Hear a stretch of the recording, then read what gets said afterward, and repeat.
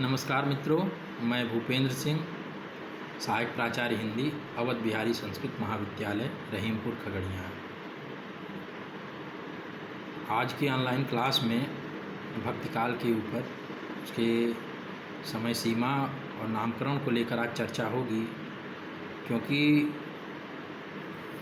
पिछली बार मैंने आदिकाल को लेकर चर्चा यहाँ पे किया था कि आदिकाल को लेकर विभिन्न विद्वानों में क्या उसके नाम को लेकर क्या मतभेद था, और अपने अनुसार, अपने विवेक के अनुसार या साहित्य की सामग्रियों की उपलब्धता के अनुसार उन्होंने आदिकाल का नामकरण किया था। आज मैं भक्तिकाल को लेकर आपके सामने, आपके समक्ष उपस्थित हुआ हूँ कि हम ये देखते हैं कि भक्तिकाल में भी क्या वैसी ही स्थितियाँ थीं। क्या भक्तिकाल के नामकरण, उसकी समय सीमा को भी लेकर वैसे विभिन्न विद्वानों में मतभेद है, तो आज इस पे चर्चा होगी। पहले हम भक्तिकाल को लेते हैं कि भक्तिकाल ही नाम क्यों पड़ा, या भक्तिकाल को हम भक्तिकाल के रूप में किस प्रकार देखते हैं। तो आचार्य रामचंद्र शुक्ल के हिंदी साहित्य के इतिहास को जब हम उठाते हैं, उसको पढ़ते हैं, तो वो पूर्व मध्यकाल भक्तिकाल की जो समय सीमा थी वो निर्धारित करते हैं संवत 1375 से 1700 ईस्वी। उसके सामान्य परिचय में वो लिखते हैं कि देश में मुसलमानों का राज्य प्रतिष्ठित हो जाने पर हिंदू जनता के हृदय में गौरव, गर्व और उत्साह के लिए वह अवकाश न रह गया।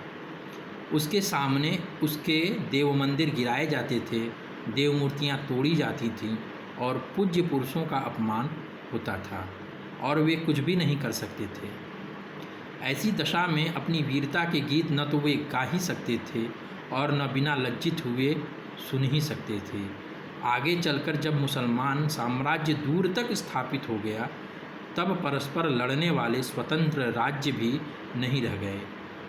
इतने भारी राजनीतिक उलटफेर के पीछे हिंदू जन समुदाय पर बहुत दिनों तक उदासी सी छाई रही।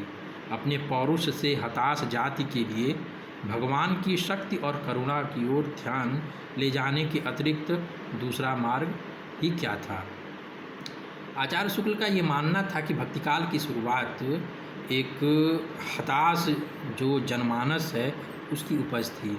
वहीं पे हजारी प्रसाद द्विवेदी कहते हैं कि यदि ये मुसलमान आक्रमणकारी हमारे देश में न भी आए होते तो हमारे साहित्य का जो इतिहास है वह 12 आना वैसा ही होता जो आज है।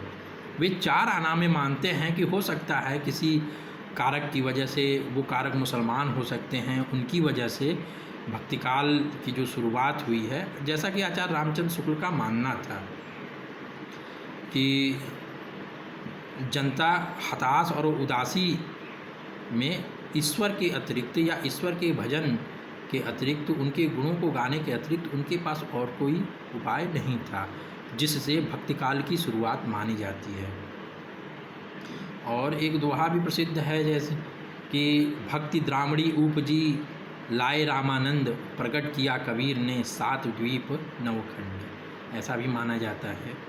तो सामान्य तौर पे हम आज भक्ति काल को, उसके नामकरण और उसकी समय सीमा को देखते हैं कि वो किस प्रकार हमारे समक्ष उपस्थित होती है।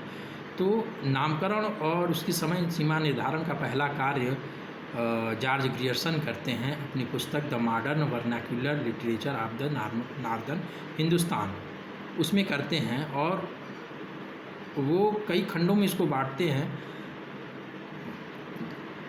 कहते हैं कि 15वीं शती का धार्मिक पुनर्जागरण काल, उसको ये कहते हैं, ये नाम देते हैं। उसके बाद मिश्र बंधु आते हैं अपने मिश्र बंधु विनोद में भक्तिकाल, तो वो मध्यकाल के रूप में बांटते हैं, और मध्यकाल में पूर्व मध्यकाल को भक्तिकाल के रूप में और उत्तर मध्यकाल को रीतिकाल के रूप में देखते हैं।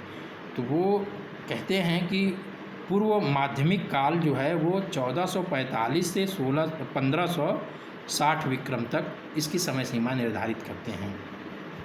उसके बाद आचार्य रामचंद्र शुक्ल आते हैं, जिनकी चर्चा मैंने की अभी।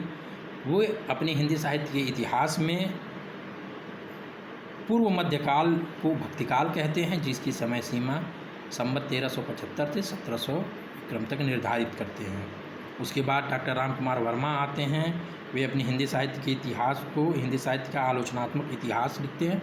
उसमें भक्तिकाल की समय सीमा सन 1375 से 1700, संवत 1375 से 1700 विक्रम तक वे निर्धारित करते हैं। उसके बाद डॉक्टर गणपति चंद्र गुप्त अपने हिंदी साहित्य के वैज्ञानिक इतिहास में भक्तिकाल को पूर्व मध्यकाल कहते हैं और उसकी समय सीमा सन 1350 से 1600 ईस्वी निर्धारित करते हैं।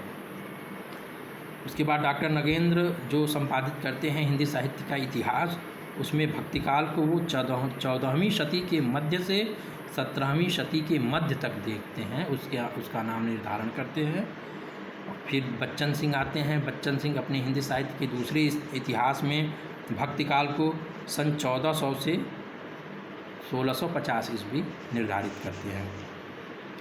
तो इसके आगे बहुत सारे हिंदी साहित्य इतिहासकार अपने साहित्य के इतिहास में इसके नामकरण को लेकर, इसकी समय सीमा को लेकर लिखते हैं, चर्चा करते हैं।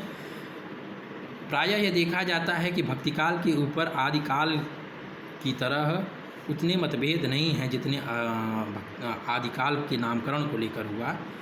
सभी विद्वान प्रायः भक्तिकाल को पूर्व मध्यकाल के अंतर्गत या भक्तिकाल के अंतर्गत उसकी समय सीमा निर्धारित करते हैं। हाँ, हम ये कह सकते हैं कि उसकी समय सीमा को लेकर कुछ मतभेद हैं जो मैंने आपको बताया है। तो भक्तिकाल की शुरुआत और उसके नामकरण पे मैंने आज चर्चा की है। आज के लिए बस इतना ही। धन्यवाद, नमस्कार।